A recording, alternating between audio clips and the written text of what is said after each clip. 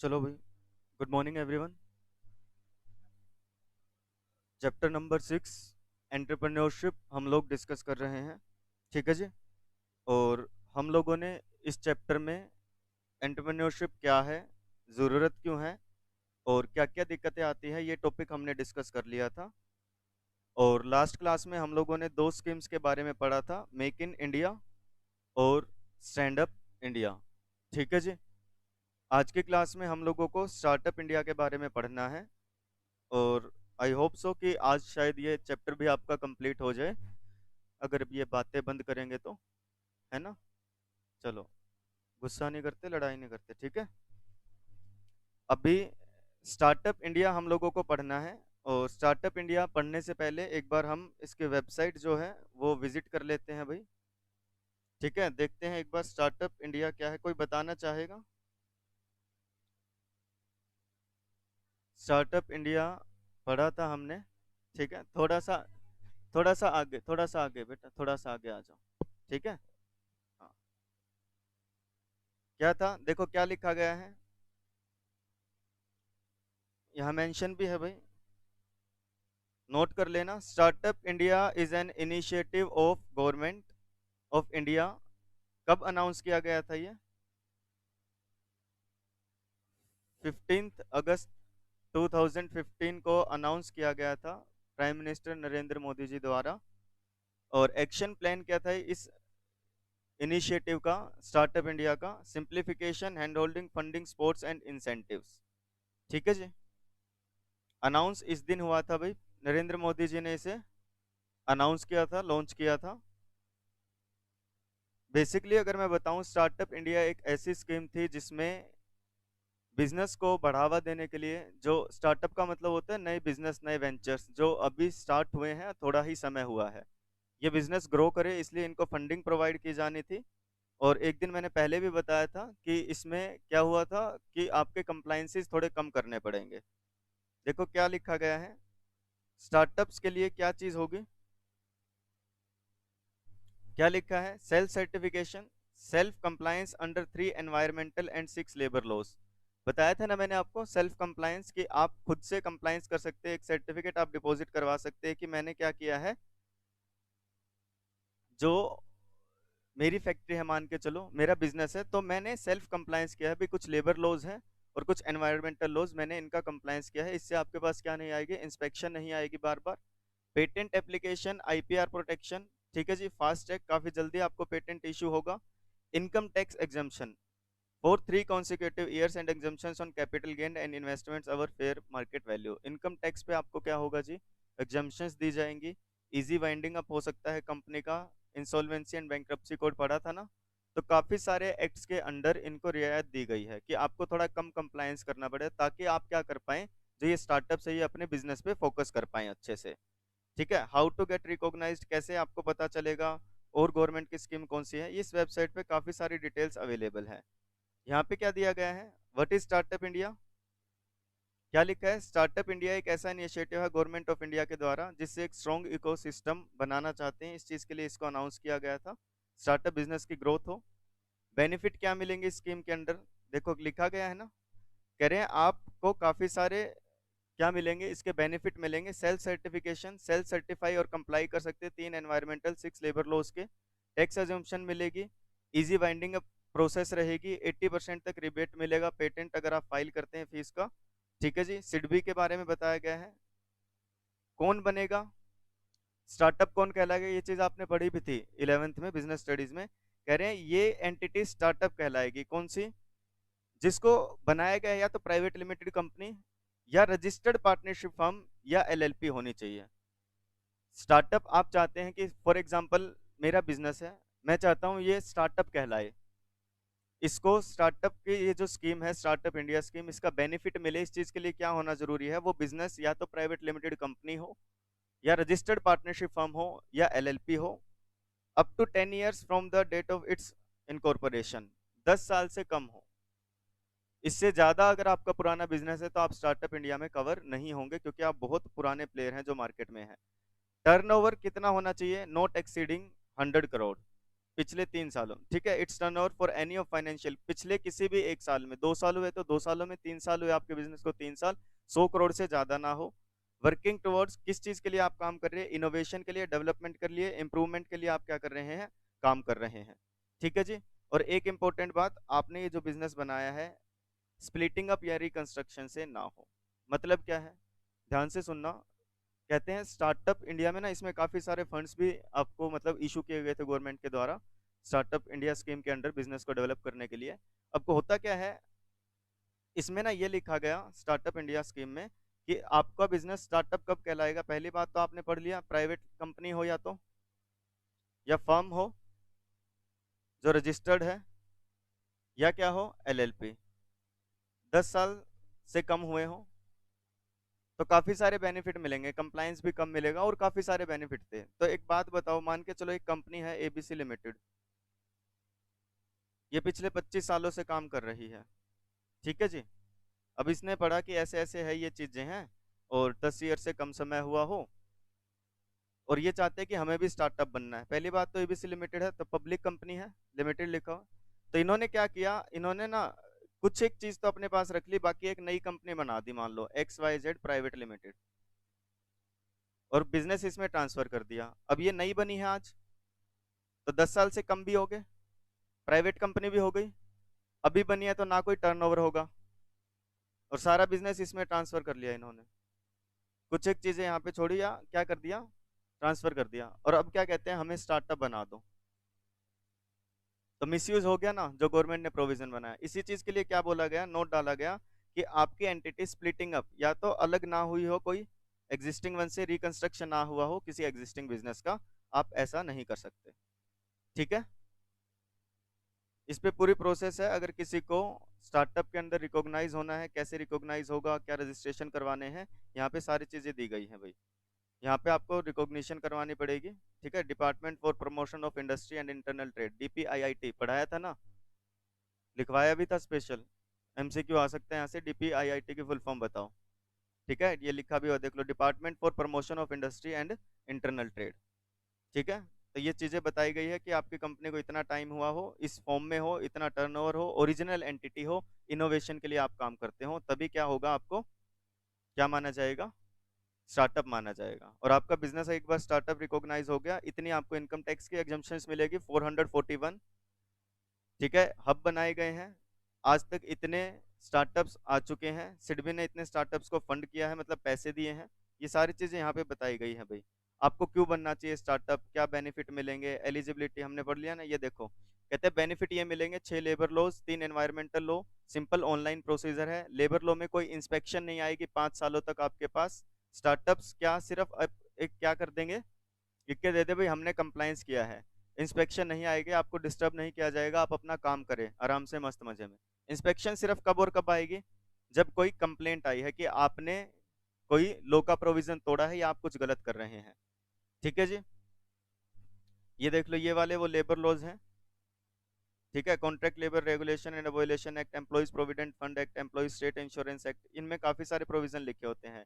ये environmental laws हैं भाई, इन एक्ट के अंडर जो कंप्लायंसेस हैं आपको रियायत दी जाएगी, सेल्फ कंप्लायंस भी आप कर सकते हैं, समझ गए।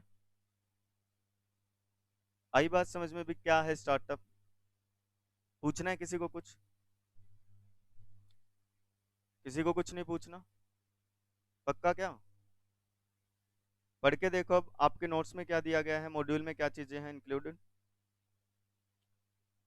क्या है स्टार्टअप इंडिया, कहते हैं स्टार्टअप इंडिया स्कीम एक गवर्नमेंट ऑफ इंडिया का इनिशिएटिव है ताकि एम्प्लॉयमेंट बढ़े, वेल्थ क्रिएशन हो। द गोल क्या है स्टार्टअप इंडिया का, डेवलप करना, इनोवेशन लेके आना देश में, ठीक है। एम्प्लॉयमेंट रेट जो है उसे बढ़ाना, लोगों के पास रोजगार हो। बेनिफिट क्या था, simplification of work, finance support, government tenders, opportunities देना।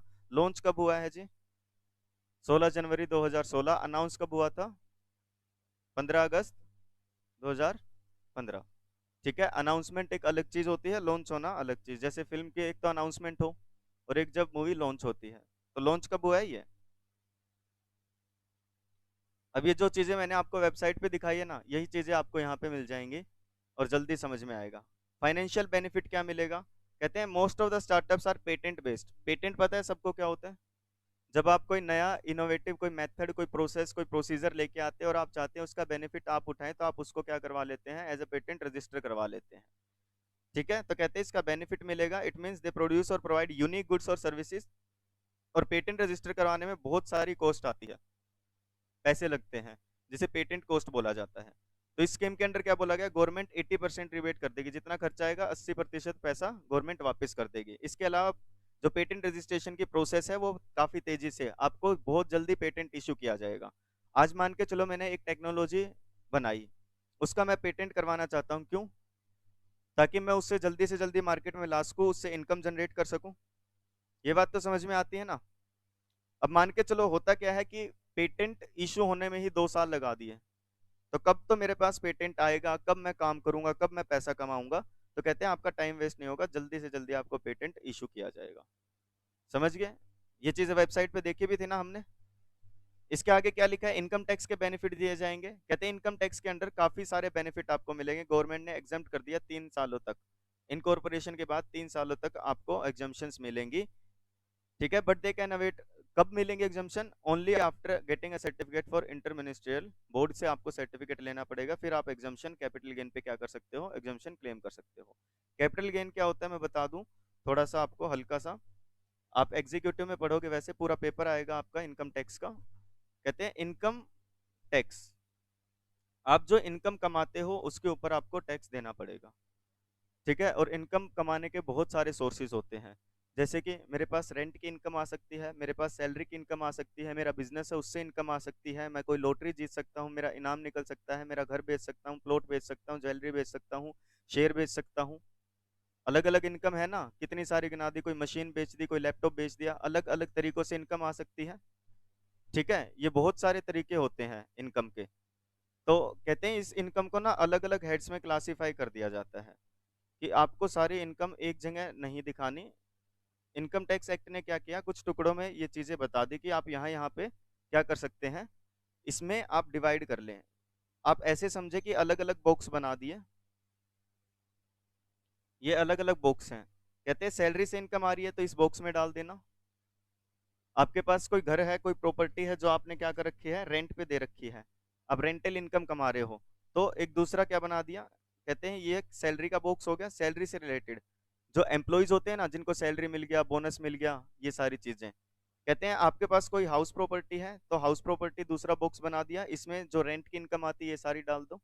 ठीक है, फिर एक हेड बनाया गया, इनको वैसे हेड बोलते हैं, salary head, house property head, PGBP, profit and gains of business और प्रोफेशन। आप कोई बिजनेस करते हैं या आप कोई डॉक्टर हैं, आपका खुद का क्लिनिक है, आप लॉयर हो, आप सीए हो, आप सीएस हो, आपने ऑफिस बना रखा है, वहां से भी तो पैसा कमा सकते हैं ना। कहते हैं वो सारा यहाँ रख देना। कैपिटल गेन, आपने कोई बिल्डिंग बेच दी, आपने कोई शेयर्स बेच दिए, आपने कोई प्रॉपर्टी बेच दी, कैपिटल एसेट बेच दी, उससे पैसा आएगा, कहते हैं वो इसमें अलग रखो। और कहते हैं इसके अलावा अदर सोर्स में रख दो।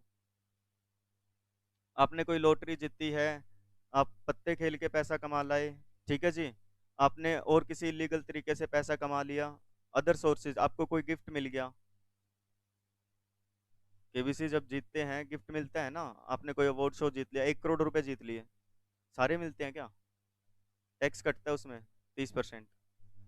ठीक है, तो कहते हैं आप अलग अलग, ये एक तरीके से कुछ नहीं है भाई, जब आप इनकम बताते हैं ना, इनकम टैक्स रिटर्न अपनी फाइल करते हैं, तो उसमें अलग अलग हेड्स के अंदर दिखाना पड़ता है, सैलरी हेड से इतनी इनकम, इससे इतनी, इससे इतनी, इससे इतनी, इससे इतनी। तो ये जो कैपिटल गेन लिखा गया ना, इसका ये मतलब है कि आप अगर कोई कैपिटल एसेट बेच रहे हैं, उससे आप कोई प्रॉफिट कमा रहे हैं, तो आपको एग्जम्पशन मिलेगी टैक्स से। ठीक है जी, और क्या है जी, रजिस्ट्रेशन बेनिफिट क्या मिलेंगे, everyone believes that incorporation and registration of business are far more difficult than running it. लोगों को ये लगता है बिजनेस चलाने से ज्यादा मुश्किल है बिजनेस को स्टार्ट करना, उसका रजिस्ट्रेशन करवाना, लीगल कंप्लायंस करना। ऐसा क्यों? क्योंकि बहुत लंबा और कॉम्प्लेक्स प्रोसेस होता है, आपने पढ़ा है ना इनकॉर्पोरेशन ऑफ कंपनी में, एमओए तैयार करो, एओए तैयार करो।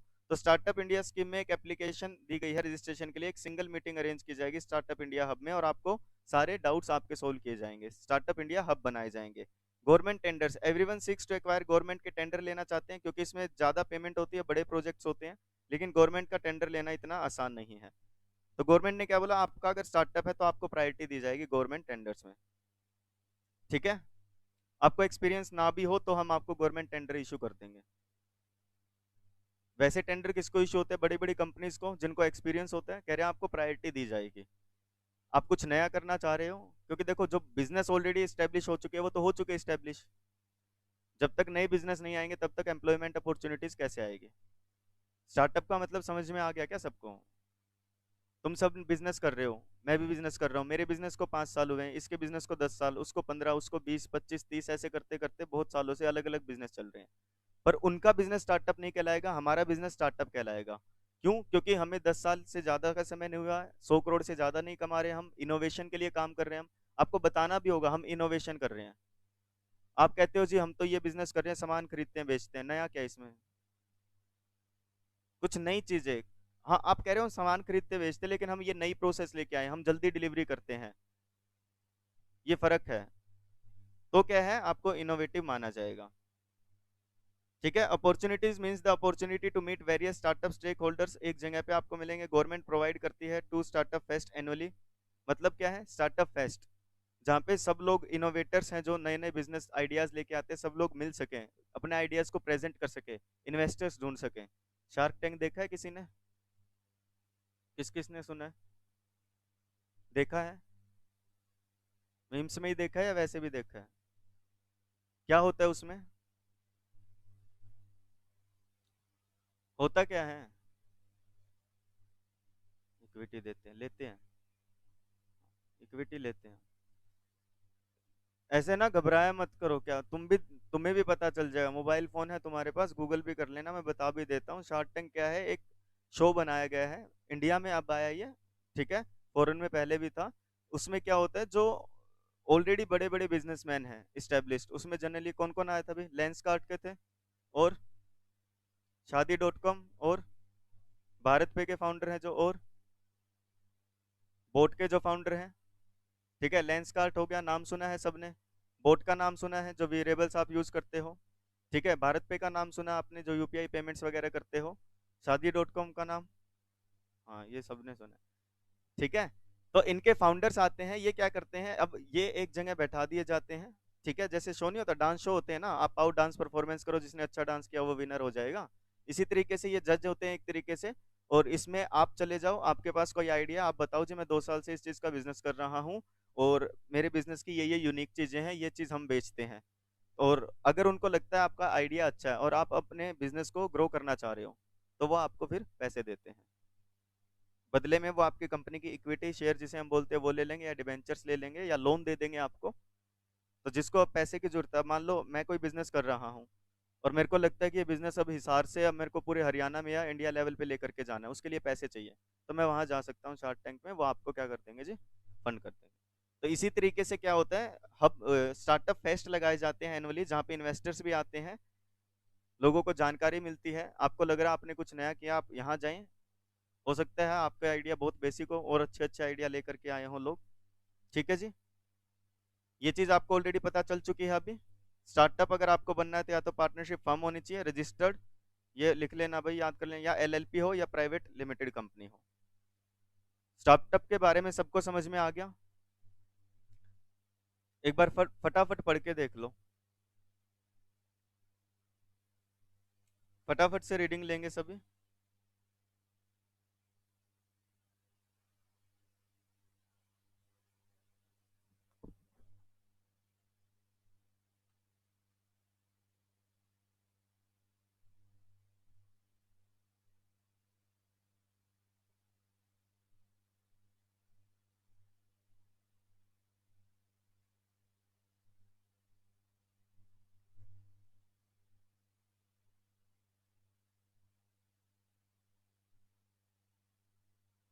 फटाफट रीडिंग लेंगे सब।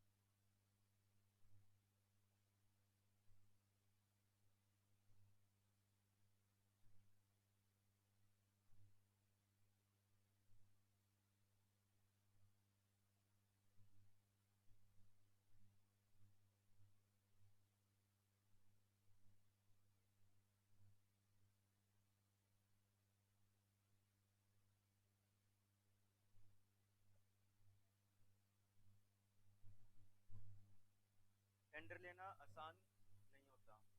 कह रहे हैं टेंडर के लिए आपके पास एक्सपीरियंस होना चाहिए, पैसे होने चाहिए, कुछ पैसा आपको डिपॉजिट करवाना पड़ता है, मिनिमम मिनिमम आपको कॉस्ट देनी पड़ती है।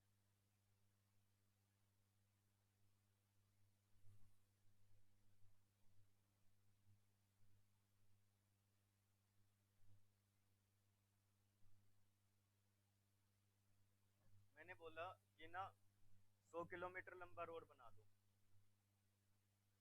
कितने में बना दोगे? बताओ, तुम बता दो कोई। पैसे पूछा है? 60 या 70 करोड़?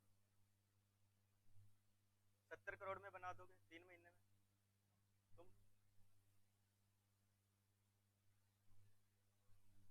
अरे रोड बनाने 100 किलोमीटर लंबा।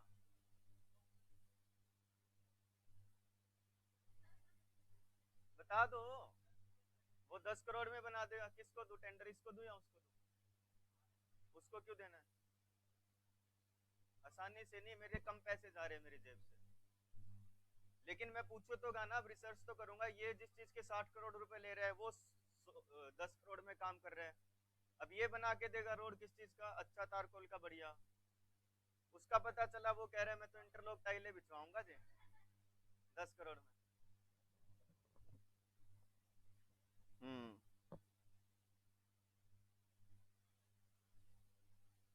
पढ़ा क्या?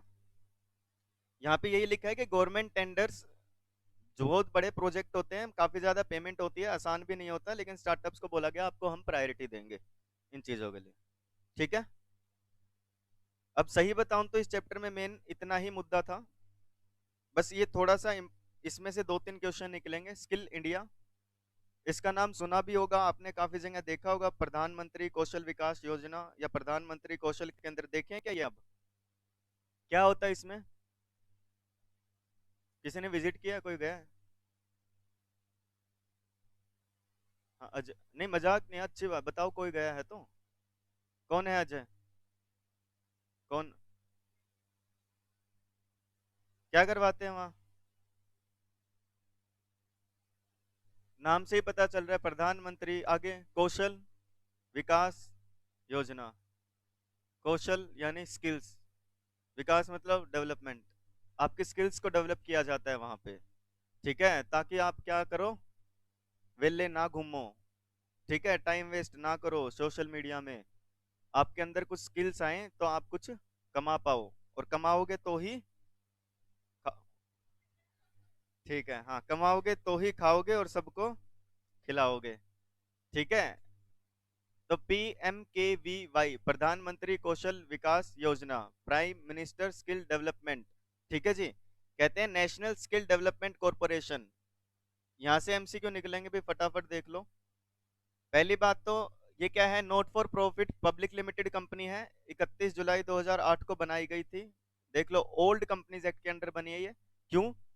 क्योंकि 2008 में बनी है, तो उस टाइम तो 2013 ही नहीं आई थी, एक्ट तो कहां से आएगा। ठीक है जी। सेटअप की गई थी मिनिस्ट्री ऑफ फाइनेंस के द्वारा पब्लिक प्राइवेट पार्टनरशिप मॉडल पे। बताएगा कोई? तुमने पढ़ा भी है 11th बिजनेस में, चैप्टर नंबर 3, सबसे लास्ट टॉपिक था PPP। और एक दिन मैंने पहले भी बताया था। हम्म। पढ़ लिया। पब्लिक सेक्टर में कौन आता है? पब्लिक सेक्टर में किसकी ओनरशिप होती है? पढ़ाया था ना। और प्राइवेट सेक्टर में किसकी होती है? इंडिविजुअल्स की, हम जैसे लोगों की, प्राइवेट। ठीक है, अदर देन गवर्नमेंट आप बोल लो। तो PPP मतलब दोनों मिलके, कि ये एक ऐसी कंपनी या ऐसा वेंचर बना देंगे जिसमें दोनों की हिस्सेदारी होगी, दोनों ओनर होंगे इसमें। 51% ओनरशिप किसकी होगी? प्राइवेट सेक्टर की, और 49% किसकी होगी? गवर्नमेंट की। ठीक है जी। समझ में आ गया? गवर्नमेंट ऑफ इंडिया ने ministry of skill development and entrepreneurship है जो, ये MSDE, ये कितने होल्ड करती है? 49% शेयर कैपिटल, और 51% के इसके पास है, प्राइवेट सेक्टर के पास है। समझ गए ये चीज? डन। ऐसा पता है क्यों किया जाता है जनरली? कुछ प्रोजेक्ट्स ना ऐसे होते हैं कि जो पब्लिक के भले के लिए होते हैं, और प्राइवेट सेक्टर वहां पे आते नहीं। कारण क्या होता है? एक तो इनकम इतनी नहीं होती, हो भी इनकम तो बहुत ज्यादा कॉस्ट लगती है। बहुत बड़े बड़े प्रोजेक्ट होते हैं। और फिर प्राइवेट लोग ये सोचते भाई इतनी कमाई है नहीं, या इतना पैसा हम क्यों लगाएं।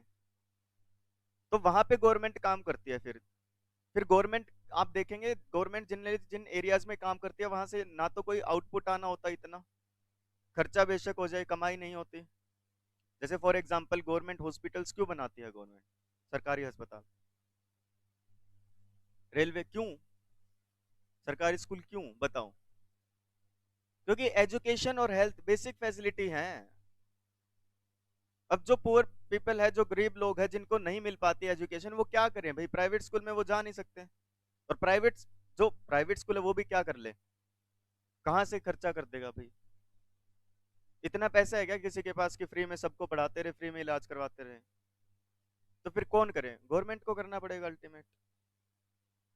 तो ये कुछ सेक्टर्स ऐसे होते हैं जहाँ पे प्राइवेट पीपल वैसे ही काम नहीं करते हैं, क्योंकि वैसे भी बहुत पैसा इसमें लगना होता है। अच्छा, गवर्नमेंट काम करती है तो फिर गवर्नमेंट ये सोचती है कि कई बार कुछ प्रोजेक्ट ऐसे होते हैं जहाँ गवर्नमेंट करवा तो देगी काम, लेकिन फिर गवर्नमेंट भी अपने आप को इतना बिजी नहीं करना चाहती। तो कुछ प्रोजेक्ट जैसे ये हो गया नेशनल स्किल डेवलपमेंट कॉर्पोरेशन, या कोई और प्रोजेक्ट ऐसे होते हैं जहाँ पे पब्लिक प्लस प्राइवेट दोनों मिलके करते हैं। गवर्नमेंट ने पैसा इन्वेस्ट कर दिया मान लो, प्राइवेट सेक्टर के लोग जो हैं वो उसको मैनेज कर लेंगे, मैनेजमेंट, बोर्ड ऑफ डायरेक्टर्स हो गए, रूटीन के जो काम हो गए वो सारे कौन करेगा, फिर प्राइवेट एम्प्लॉइज। ठीक है जी। तो ये चीजें होगी। एनएसडीसी एम्स, इसका मेन ऑब्जेक्टिव क्या है, स्किल को डेवलप करना, और ये मेन है, बस इसमें ज्यादा कुछ है नहीं। मेन मुद्दा सिर्फ इतना है कि ये क्या है जी, एनएसडीसी एक कंपनी है जो कि बनाई गई थी कंपनीज एक्ट 1956 के अंडर 31 जुलाई 2008 को पब्लिक प्राइवेट पार्टनरशिप के बेसिस पे। ठीक है जी। 51% प्राइवेट सेक्टर के पास है इसकी, और 49% शेयर कैपिटल किसके पास है, MSDE, ministry of skill development and enterprise, पता होना चाहिए भाई। ओके। मेन मोटिव क्या है इसको बनाने का, स्किल डेवलप करना लोगों के अंदर। ठीक है जी। Creation of large quality and for vocational institution, the organisation provide करती है funding, scalable profitable vocational training initiatives देने के लिए, सपोर्ट सिस्टम देते हैं, फोकस करते हैं क्वालिटी एश्योरेंस पे, इंफॉर्मेशन सिस्टम पे, ट्रेनर्स होते हैं यहाँ पे जो स्किल डेवलप करते हैं। समझ में आ गया।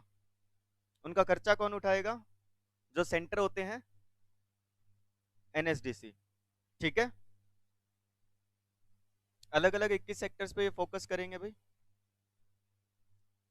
कौन कौन सी स्कीम्स या इनिशिएटिव्स लिए हैं एनएसडीसी ने, कहते हैं एक तो यह है Pradhan Mantri Kaushal Kendra, vocational training needs to be made aspirational to transform India into a skill capital of the world. समय समय पे कुछ कुछ दिनों की, कुछ महीनों की ट्रेनिंग देके लोगों के अंदर स्किल डेवलप की जाती है, ताकि हमारे इंडिया में स्किलफुल पीपल बहुत ज्यादा हो सके, अनस्किल्ड को स्किल बनाना, ताकि हम दुनिया को क्या दिखा सके, हमारा इंडिया स्किल कैपिटल बन चुका है, कि हमारे यूथ के पास इतनी सारी स्किल्स हैं, आपको जो काम करवाना है हमारे इंडिया का यूथ जो है अवेलेबल है, क्योंकि उनके अंदर स्किल्स हैं, और स्किल्स हैं तो आप पैसा कमा सकते हो। ठीक है। Ministry of skill development and enterprise intents करती है, स्टैब्लिश करेगी visible aspirational model training centres हर डिस्ट्रिक्ट में कंट्री के। ठीक है जी। ये पढ़ लेना, बिल्कुल आसान आसान सी बातें हैं, कि बेंचमार्क इंस्टीट्यूशन बनाइए जो एस्पिरेशनल वैल्यू दिखाता है, competency based skill development training provide करता है, क्वालिटी पे फोकस करता है, connection with skill stakeholders to skill delivery process, skills बस सिखाना। Mandate driven footloose model to sustainable institution model बनाया गया है, जिससे कि लोगों के अंदर स्किल्स डेवलप की जाती हैं। इसके अलावा और क्या करते हैं, फंडिंग भी करते हैं जी। NSDC will provide a concessional secured loan funding per center up to 75% of the project investment to cover expenditure only related to training infrastructure, purchase of plant machinery equipment खरीदनी है, ट्रेनिंग हेल्प एड का मतलब होता है help, training के लिए कुछ equipments की रिक्वायरमेंट है तो उनके लिए ये क्या करते हैं, सपोर्ट प्रोवाइड करते हैं। कैपिटल एक्सपेंडिचर अप टू जितना कॉस्ट आनी है उसका 75% तक लोन भी प्रोवाइड करते हैं। ऑपरेशनल सपोर्ट मतलब, ऑपरेशनल क्या होते हैं भाई, ऑपरेशन सुना है ना वर्ड, काम, रूटीन के जो काम होते हैं उसमें भी आपको सपोर्ट करेंगे। एश्योर करेंगे डेडिकेटेड ट्रेनिंग नंबर्स हो प्रधानमंत्री कौशल विकास योजना के अंडर, या इसके सक्सेसर स्कीम्स है कोई और, या पीएमकेके एश्योर करती है training mandate for 3 years under PMKVY scheme as per common norm subject to capacity and utilisation of the centre. जो ट्रेनिंग सेंटर्स हैं वहां पे ट्रेनर्स को भेजेंगे जो कि ट्रेनिंग प्रोवाइड करेंगे। ठीक है जी। इंटरनेशनल स्किल ट्रेनिंग एक कंट्री की एबिलिटी और पोटेंशियल ग्रोथ का छिपा होता है उसके यूथ पॉपुलेशन में, and youth today need to be harnessed motivated skilled and streamline to bring rapid progress for a country. कहते हैं किसी भी देश की डेवलपमेंट या ग्रोथ कितनी करेगी ये छुपा होता है, ये सारा राज उसके यूथ के अंदर। और जरूरत है इस यूथ को मोटिवेट करने की, स्किल्स प्रोवाइड करने की, ताकि वो क्या कर पाए, अर्निंग्स करें, खुद डेवलप होंगे तो कंट्री डेवलप होगी, तो इकोनॉमी डेवलप करेगी। और इंडिया के पास एडवांटेज है इस चीज में, क्यों? मैन पावर तो है, और क्या एडवांटेज है? ये जो मैन पावर है सारी 10 साल की होगी, या 25-30 के आसपास वाले लोग होंगे, या 50-60 के आसपास वाले लोग होंगे? यूथ होगा सारा, 20 से लेके 40 की उम्र वाले इंसान। कहते हैं इंडिया में एडवांटेज है और अदर कंट्रीज के ऊपर। डिस्ट्रीब्यूशन ऑफ यूथ पॉपुलेशन देखोगे, जब आप कंपेयर करोगे large fast growing Asian economy China Indonesia, the two major countries other than India which determine the demographic features of Asia. Advantage क्या है हमारे यहाँ पे? यूथ की पॉपुलेशन अब बढ़ेगी। आप देखते भी है ना कितना यूथ है, कितने सारे युवा हैं हमारे देश में। बस फर्क किस चीज का है? स्किल्स भी नहीं है और करने भी नौकरी है। और उसमें भी कौन सी नौकरी? सरकारी नौकरी। किसकी? अच्छा, ग्रुप डी के। उसके लिए भी स्किल्स चाहिए भाई।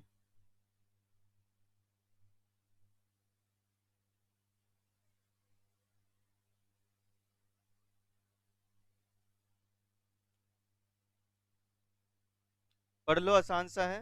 नेशनल स्किल डेवलपमेंट पॉलिसी 2009 में आई थी, ठीक है, स्किलिंग एंटरप्रेन्योर से रिलेटेड। ज्यादा कुछ इसमें खास है नहीं। National policy for skill development and entrepreneurs 2015, primary objective क्या था? स्किल प्रोवाइड करना, ठीक है। पीडीओटी, डिपार्चर का मतलब क्या होता है? हाँ, हाँ, जाना। सुना है ना, रेलवे स्टेशन पे ट्रेन विल डिपार्ट एट, जाएगी, जाना। तो प्री डिपार्चर क्या हुआ? जाने से पहले। तो जाने से पहले orientation training, pre departure orientation training. कहाँ जाने से? किसके जाने से? किसी इंसान के फॉरेन, विदेश जाने से पहले। वर्कर्स होते हैं ना जिनकी जॉब्स लगती है, जो फॉरेन में जॉब करने जाते हैं दूसरी कंट्रीज में, माइग्रेंट वर्कर्स होते हैं। तो उनको जाने से पहले ओरिएंटेशन ट्रेनिंग दी जाती है, वहाँ के देश के बारे में बताया जाता है, ताकि वहाँ जाने के बाद उनको प्रॉब्लम्स ना फेस करने पड़े। वहाँ की लैंग्वेज के बारे में बताया जाता है, बेसिक नॉलेज दी जाती है। इसको बोलते हैं pre departure orientation training. Given the need to orient, देखो जरूरत महसूस हुई, पोटेंशियल जिनके अंदर माइग्रेंट वर्कर्स हैं, जरूरत किस चीज़ की महसूस हुई कि उन्हें ट्रेनिंग देनी चाहिए, वहाँ के लैंग्वेज, वहाँ के कल्चर, क्या करना है क्या नहीं करना जहाँ वो जाएंगे। अब आपको पता नहीं कि वहाँ पे गाड़ी दूसरी तरफ चलाते हैं, आप अपनी गाड़ी हमारे यहाँ इंडिया में किस तरफ चलाते हैं? लेफ्ट में। आप गए किसी देश में जहाँ राइट में चलाते हैं, आपको पता नहीं आप लेफ्ट में ले जा रहे हैं, और कह रहे हैं सारे पागल हैं, गलत साड़ी, गलत साइड में गाड़ी चला रहे हैं, सारे सारे बेवकूफ़ हैं। आपको ये नहीं पता कि आप बेवकूफ़ हैं। तो कह रहे क्या करे क्या ना करे, रूल्स रेगुलेशंस होते हैं ना अलग अलग कंट्रीज के। तो कह रहे ये चीज़ें, इमिग्रेशन प्रोसेस क्या रहेगी, वेलफेयर मेजर्स क्या हैं।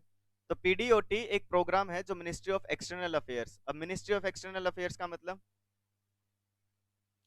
जो बाहर के कामों को संभालती है, एक मिनिस्ट्री बनाई है गवर्नमेंट ने। तो कह रहे हैं पीडीओटी किसने लॉन्च किया, एक तो ये पढ़ लेना भाई, इसकी फुल फॉर्म क्या होती है। दूसरा question, ministry of External affairs ने लॉन्च किया ministry of skill development entrepreneurship के साथ मिलके, एमएसडी के साथ, कि पीडीओटी प्रोग्राम हम चलाएंगे, ठीक है जी। A longer variant of PDOT that is 160 hours, 160 घंटे ऑफर्ड किया जाता है हर जगह, जिसमें कंट्री के ओरिएंटेशन, लैंग्वेज, डिजिटल लिटरेसी, मतलब डिजिटली उनको बताया जाता है, पढ़ाया जाता है। एक छोटा वेरिएंट है पीडीओटी का जिसमें एक दिन की ट्रेनिंग होती है, जो सभी माइग्रेंट वर्कर्स को करवाया जाता है जो बहुत जल्द जाने वाले हैं, या जिन्होंने रजिस्टर, माइग्रेंट का मतलब जो जाएंगे अब, ठीक है, एक जगह से दूसरी जगह जा रहे हैं। पीडीओटी प्रोग्राम डिलीवर करता है ट्रेनर्स हु हैव अंडरगॉन, कहते होंगे क्या, कौन देता है ये ट्रेनिंग? वो ट्रेनर्स जो खुद ट्रेनिंग करके आए, पहले ट्रेनिंग ऑफ ट्रेनर्स जिन्होंने की है। कोई ट्रेन करने वाला भी तो कहीं से सीख के आया होगा ना। तो ट्रेनर्स की भी ट्रेनिंग होती है, टीओटी, ट्रेनिंग ऑफ ट्रेनर्स, जो Ministry of External Affairs organise करता है। तो अभी तक 52 ट्रेनर्स हैं एग्जिस्टिंग आईआईएससी एनएसडीसी सेंटर्स में, ट्रेनिंग पार्टनर्स में, जो क्या करते हैं, प्री डिपार्चर ओरिएंटेशन ट्रेनिंग देते हैं। समझ गए? पक्का? एक और क्या प्रोग्राम है, टेक्निकल इंटर्न ट्रेनिंग प्रोग्राम। ये प्रमोट करता है international collaboration through the transfer of skills, technology, knowledge देना पार्टिसिपेटिंग कंट्रीज में, ह्यूमन रिसोर्स डेवलप करना। पढ़ा है इसके बारे में तो आपने बहुत कुछ, ह्यूमन रिसोर्स को डेवलप करना, एचआरएम, स्टाफिंग में पढ़ के आए हो ना 12th में। ह्यूमन रिसोर्स मैनेजमेंट क्या होता है, ह्यूमन रिसोर्स का डेवलप करना कितना जरूरी है। ऑब्जेक्टिव क्या है, मोस्ट कॉम्पिटेंट यूथ को सिलेक्ट किया जाता है, जापान भेजा जाता है टीआईटीपी में, आप क्या करें, सीख करके आए। Technical intern training programme done, इतना ही करें बस। कितना रहता है पहले ये बताओ देख के, इतना सा रह गया ना बस। आज क्लास भी लेट शुरू हुई थी हमारी। एमसीक्यू ये बनेगा भी, टीआईटीपी कहाँ है, ठीक है, टेक्निकल इंटर्न ट्रेनिंग प्रोग्राम कहाँ होता है, फुल फॉर्म क्या होती है,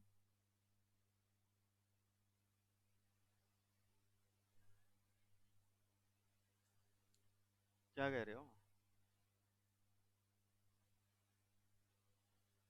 इन्वेस्टमेंट इन फिजिकल इंफ्रास्ट्रक्चर, इसमें ज़्यादा कुछ नहीं है बेटा, सिर्फ इतनी सी बात बताई गई है, जो हर्डल्स आती हैं इनको दूर करने के लिए इंफ्रास्ट्रक्चर डेवलप किया जा रहा है।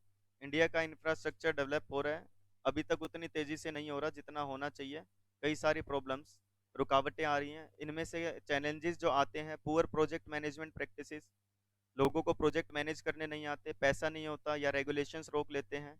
The rising demand for infrastructure facilities की डिमांड तो बढ़ रही है, रैपिड ग्रोथ हो रही है, अर्बनाइजेशन, मिडिल क्लास फैमिली बढ़ती जा रही हैं, वर्किंग एज पॉपुलेशन बढ़ रही है, ठीक है जी, ये सारी दिक्कतें हैं, ठीक है जी। और इन चीज़ों को सोल्व करना, इन प्रॉब्लम्स का सॉल्यूशंस ढूंढना बहुत ज़रूरी है।